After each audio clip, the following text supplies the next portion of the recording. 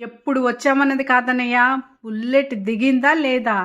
ఈ cinema dialogue ఇప్పుడు మనం చెప్పుకొని తీరాల్సిందే. ఎందుకంటే 'హరిహర వీరమల్లు' విషయంలో ఇదే జరిగింది. ఇప్పటి వరకు ఒక లెక్క, ఇప్పటి నుంచి మరో లెక్క అని నిన్న పవన్ కళ్యాణ్ చెప్పకనే చెప్పేశారు. ఈ సినిమాను అనాథలా వదిలేయలేదు, నేనున్నాను అని గట్టిగా చెప్పేశారు.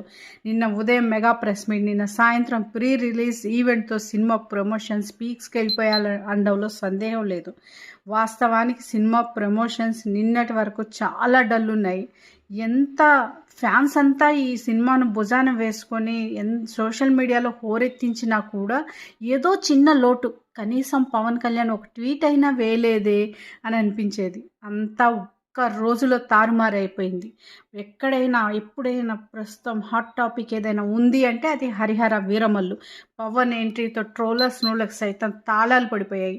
అసలు ఎవ్వరూ పవన్ ఇంతలా సినిమా కోసం ఇన్వాల్వ్ అవుతారని ఊహించలేదు. అంతేకాదు, ప్రీ రిలీజ్